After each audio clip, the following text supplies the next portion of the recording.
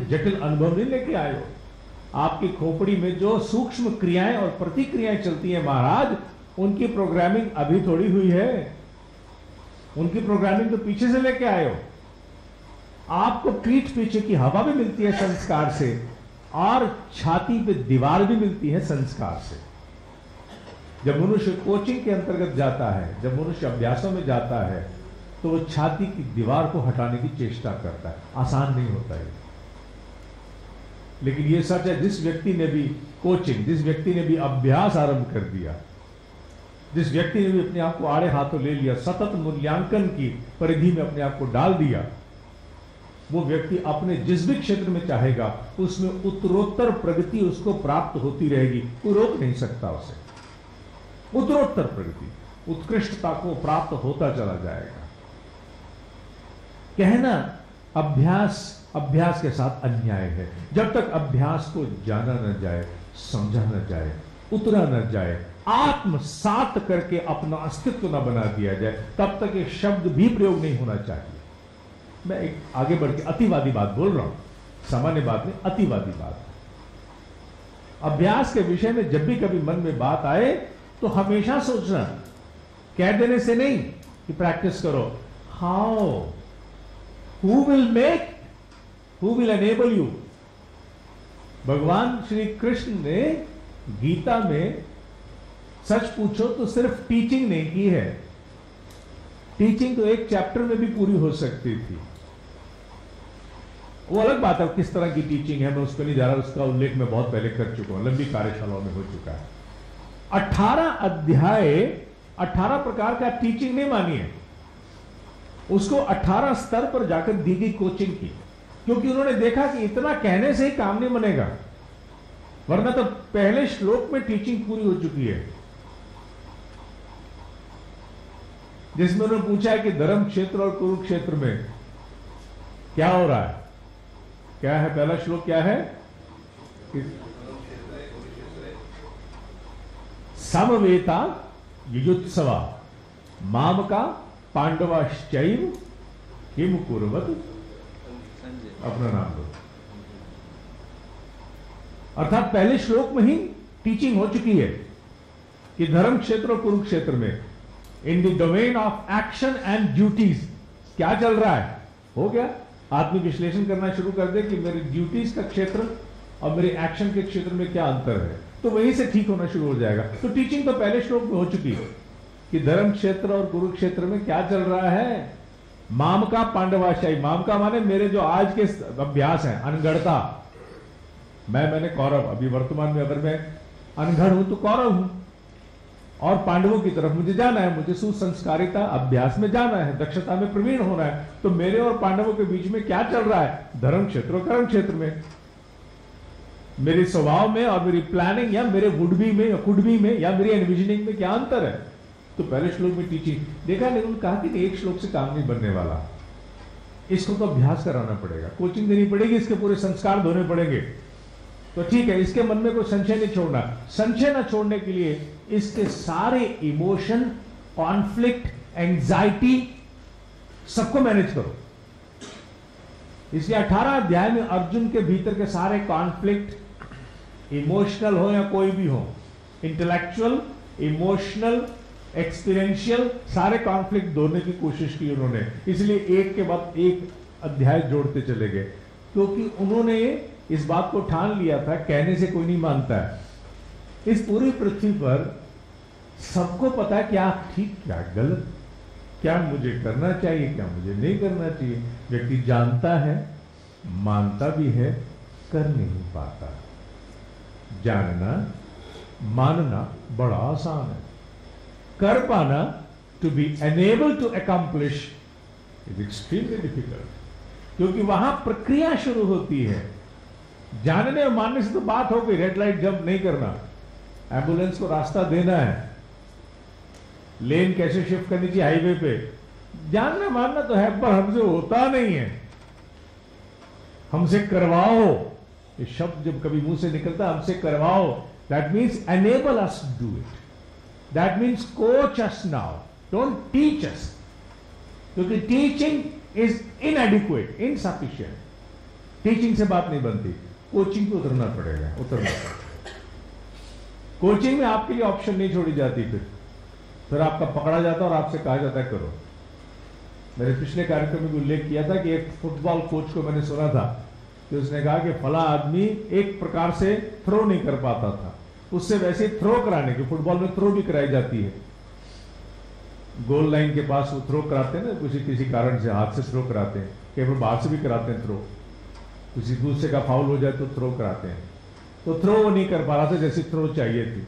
उन्होंने कहा 6 महीने उसको थ्रो कराएगी लगातार कई घंटे रोज, और 6 महीने के बाद उसके हाथ से थ्रो ही वैसे निकलती थी जैसे हम चाहते थे। तो कोचिंग हो गई, अभ्यास हो गया। अभ्यास के द्वारा शरीर को, बुद्धि को, मन को, अंतःकरण को, सभी को साध लिया जाता है। योगी का क्षेत्र क्योंकि अंतःकरण का है, वो केवल अंतःकरण पर जाता है, क्योंकि वो शरीर मन बुद्धि पे काम कर चुका है। मुझे कल ही एक लड़का बोल रहा था, बहुत बड़ा अच्छा इंडस्ट्रियलिस्ट है मेरा लड़का, वो एक ही बात बोल रहा, सर मन जो है ना मेरा, अब ये सब बहुत हो गया सर, बहुत हो गया सर, बहुत आ गया, सब कुछ हो गया, जो चाहते हैं वो आ गया हमारे पास, जिस गाड़ी की कल्पना करते हैं वो भी आ चुकी है, जो नहीं भी है वो भी हम खरीद सकते हैं, हमारे लिए 2 मिनट का काम। अब मन कुछ और करने को चाहता है, अब मन है अंदर जाने को। तो मेरा लड़के का तेरे लिए 2 मिनट का भी तेरे बस का नहीं है। क्यों? वो इसलिए कि अभी तेरी मन बुद्धि को ना आंशिक वैराग जागता है। ये आंशिक वैराग बड़ा खतरनाक होता है। व्यक्ति 2 मिनट में भागना चाहता है, लेकिन जिस दिन वैराग को 3 दिन के लिए भी रख दिया, देखें कैसे नानी मरती है। एक छोटा सा ही है, आप पता नहीं आप लोगों के कितने लोगों के घरों में इसका अभ्यास आपको हो चुका है। अब क्योंकि मैं दिल्ली में, मेरे लिए तो उतना ही बहुत है मुझे डराने के लिए कि वैराग्य क्या होता है, संन्यास क्या होता है।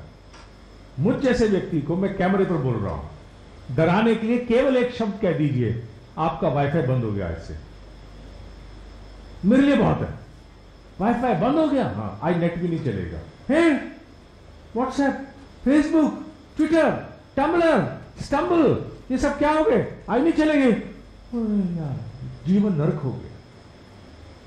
खाना नहीं मिलेगा, खाना मिलेगा, कपड़े नहीं मिलेंगे, कपड़े मिलेंगे, गाड़ी नहीं मिलेगी, गाड़ी मिलेगी, टेलीफोन में बातचीत, हाँ टेलीफोन में बातचीत भी होगी, सब कुछ है जीवन में, सब कुछ मिलेगा, रसगुल्ला, रसमलाई सब मिलेगी, पिक्चर देख सकते हैं, पिक्चर देख सकते हैं, कपड़े खरीद सकते हैं, कपड़े खरीद सकते हैं, नया इक्विपमेंट, हाँ नया इक्विपमेंट खरीद सकते हैं, सब खरीद सकते हैं, वाईफाई नहीं मिलेगा, नेट नहीं मिलेगा। यार तो जिंदगी है यार, नेट नहीं मिलेगा, चलो ऐसा है चल के शॉपिंग करके, नहीं शॉपिंग बोल नहीं यार, वहां नेट है चलो यार आज वहीं जाके पूरा करके आते हैं, शॉपिंग इसी बहाने से। मनुष्य को जब तक अभाव उत्पन्न नहीं होंगे उसे पता नहीं चलता, ये आंशिक वैराग जागते रहते हैं। तो मेरा उसको समझाने का कार्य क्या था, वो ये कि बेटा जब तक मन और बुद्धि के अभ्यासों को हम पार नहीं कर लेंगे, अंतःकरण पर जाके अभ्यास करने की पूरी तरह से मत सोच बैठना, उल्टे मुंह गिरोगे। इसलिए यही टिकना है, यही बिजनेस करना है और इंडस्ट्री बढ़ानी है। एक समय अपने आप आएगा, जैसे स्वामी रामकृष्ण परमहंस कहते हैं कि सास कितनी भी कठोर क्यों ना हो, जिस दिन बहू गर्भवती होती है उस दिन उसको होती है कि अब, क्योंकि नॉर्मली इंडिया के कॉन्टेक्स्ट में जो कि बुरी बात है, मुंडा भी हो सकता है। लड़के की आशा के चक्कर में वो उसे कहती है बेटा तू वजन वाला काम मत कर, कपड़े मैं धो लूंगी।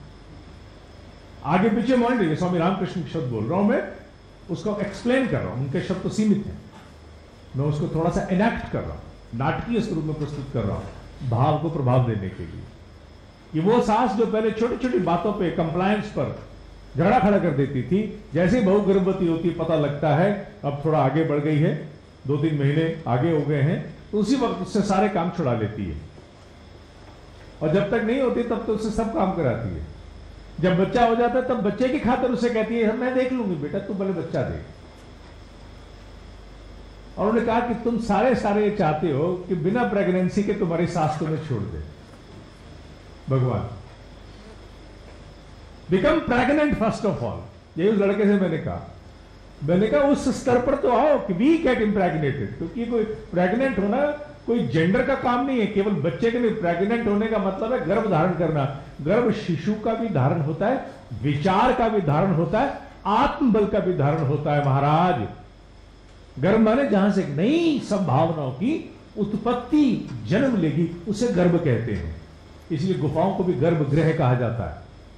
जब आप कहीं गुफाओं में जाते हो तो जो अंदर का हिस्सा होता है उसको गर्भगृह बोलते हैं। वहां के बच्चे पैदा होते हैं, माने जहां नई संभावनाओं को जन्म देना है उसे हम गर्भ कहते हैं।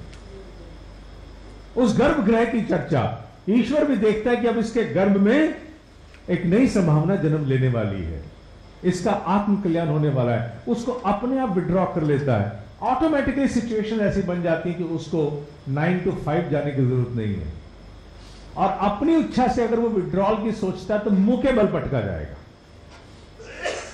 तो इसलिए बेटा ये सारे आंशिक वैराग छोड़, जो कर रहा है पूरी धार्मिकता से कर, पूरी नौकरी कर, पूरा प्रॉफिट कमा, नए फैक्ट्री लगा, जो क्या जैसा हो रहा है उसको और अच्छी तरह करता चला जा। खबरदार एक कदम पीछे लिया तो मुंह के बल गिरेगा। न बिसाले सनम, न घर के न घाट के रहोगे।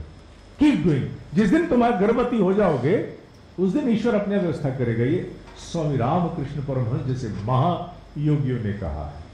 क्योंकि बहुत सारे लोग बड़ी जल्दी वैराग को प्राप्त होना चाहते हैं। वैराग नहीं होता, छुटकारा होता है कम वक्त। It is escapism, relinquishment, running away from responsibility. No, nothing is going to happen like that. दादा ऋषिकेश चले जाए, वहां 4 दिन में नानी याद आ जाएगी आपको, फिर वापस आके पटका जाएगा। अभ्यास के द्वारा मनुष्य के भीतर उस दक्षता को जन्म दिया जाता है जिसकी पूर्ति से वो अगले चरण को प्राप्त होता है। जब तक एक स्तर का प्रशिक्षण पूरा नहीं होगा आप आगे नहीं बढ़ सकते। पुनरपि जननम पुनरपि मरणम पुनः पुनः जननी जठरे शयनम, बार बार आना पड़ेगा। तो अभ्यास के द्वारा, ये गीता में उल्लेख है, इसका स्पष्ट उल्लेख है। अभ्यास के द्वारा, वैराग्य के द्वारा किए गए अभ्यास से आप अपनी प्रगति को एक्सेलरेट कर सकते हो। जिस प्रगति, शॉर्टकट तो पॉसिबल नहीं है, शॉर्टकट केवल मूर्खों के लिए संभव है।